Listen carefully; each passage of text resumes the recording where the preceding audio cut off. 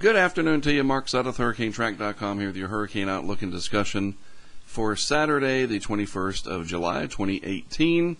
Let's start off with a look at our storm system off the mid-Atlantic states this afternoon. Really more like a nor'easter. If this was the midwinter instead of the midsummer, and we had enough cold air in place up here, this would be quite the story. It's still a big story otherwise. Mainly there's a lot of people down at the beach, or at least that want to be, and it's the middle of the summer, and we do have this system producing some gale force winds in some locations, heavy rains. We had a lot of rain, not much wind, but definitely a soaker down here in my neck of the woods over the past day or so. Same holds true down in the low country of South Carolina. And now it's moving on up along the coast, and this will continue to spread rather inclement weather, rough seas locally, in other words, right at the beaches, inland waterways. If you're in a small craft, even medium-sized boats, just be real careful.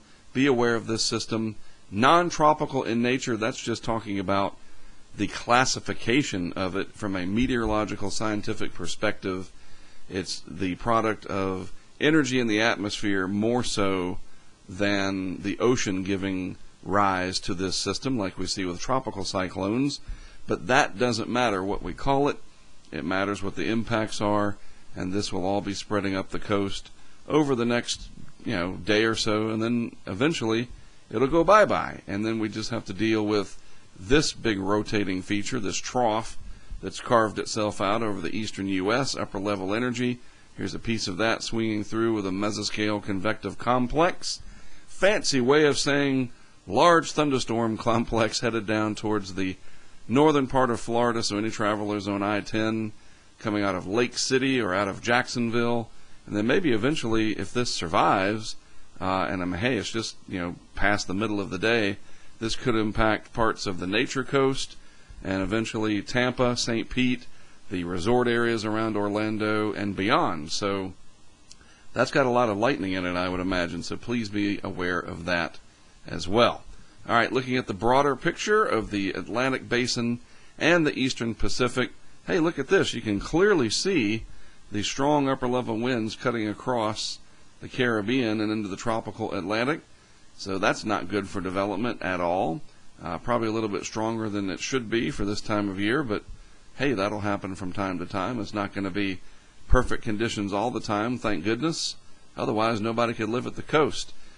Here's the great shot of that upper level energy and then the surface low that it has sort of helped to kick off, and then that mesoscale convective system. There's another area of energy out here in the southwest that has traveled across a good deal of Arizona, and it has dumped some heavy rain, and it's been kind of stormy out that way. I saw some pictures and video out of the Vegas Valley yesterday and the day before. That's going to change, though, as high pressure slides more this way with the big heat dome centered something like that. And these temperatures higher up in the atmosphere are probably going to warm up a little bit as well. And warmer temperatures aloft don't promote as prolific thunderstorm development. So you need cold air aloft for that instability.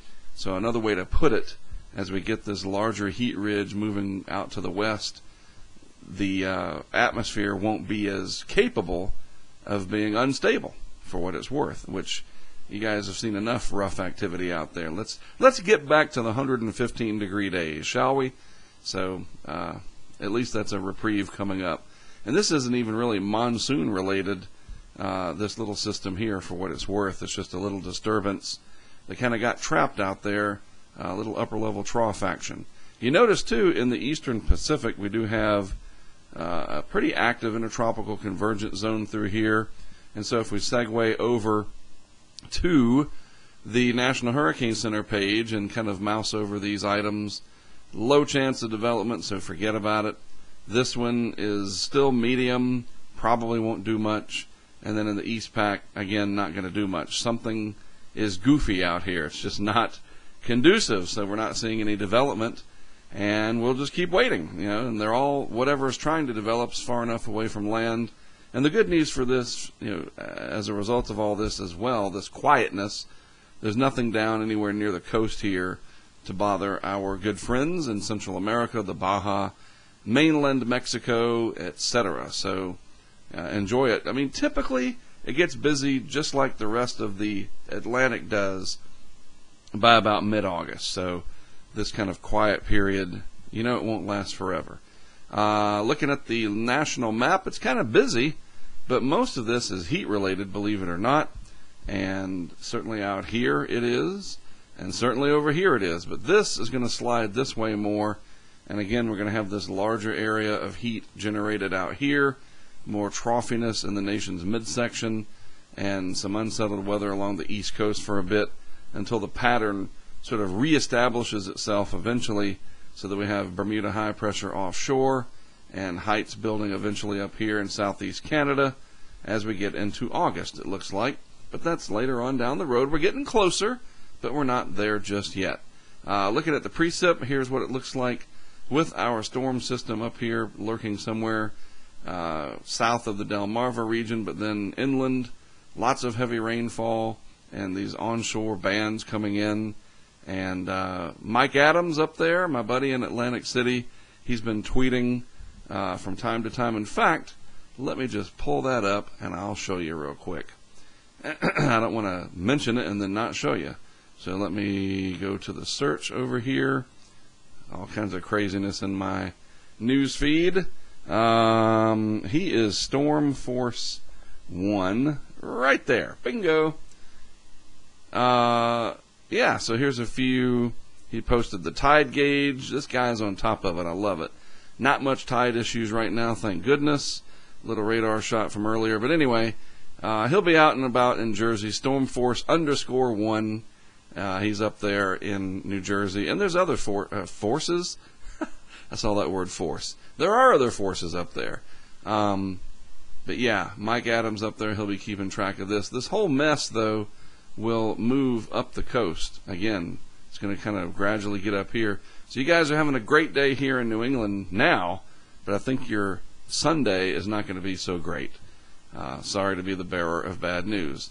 But that's really it. There's nothing else to talk about. Even out in the Westpac, I saw Josh Morgerman tweet about, he said something about it's like a 99-cent store of cheap potential development areas, I guess, is the metaphor he's trying to use there. Globally, there's really nothing significant on a major level. I mean, obviously, if the weather impacts you, it's significant. And to that end, what happened in Missouri with the duck boat tragedy is exactly the point that I make, that it doesn't have to be a huge hurricane, Katrina, Ike, Camille, Irma, Maria, whatever, these international news headline-grabbing events when it's coming to create a problem after it's gone or when it's there. And the tragedy in Missouri really underscores that fact, that it was a thunderstorm, outflow boundary, etc., the downburst winds or whatever, the outflow winds that created in a lake that's not that big. We're not talking about something that came out of the Gulf of Mexico and impacted an entire region. It was a small area, and unfortunately, it's 17 people that lost their lives. So even run-of-the-mill storms like that and those mesoscale convective systems during the summer are not rare. I mean, they happen.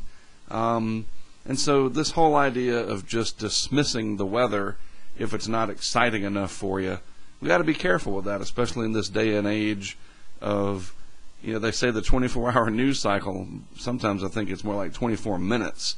And so even though there's nothing, just to bring my point home, of a significant scale, we don't have any super typhoons, there are no major headline-grabbing events now, doesn't mean that there won't be later because of something else going on sort of between the lines. Like the storm off the mid-Atlantic. You never know. Somebody heads out to Long Island Sound, clear day today, they're not paying attention to the weather, they heard about a storm for the weekend, Saturday's part of the weekend, and I'm just making this up. Oh, well, there's nothing happening today, so they head out, 12 people out on their party boat, and then tomorrow it gets rough and they capsize and 9 of them drown. Stuff like that. We have to be careful not to minimize what weather there is.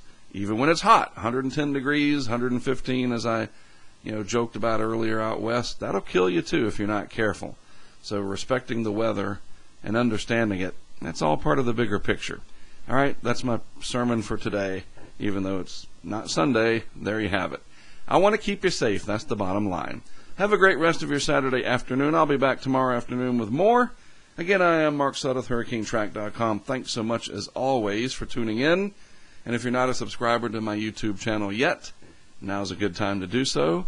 And hit the notifications part, especially if you're on mobile, or mobile, depending on how you like to say it. And enable notifications so that when I produce a video and it posts, you'll be one of the first to know about it. Sounds good? Great. I'll talk to you again tomorrow.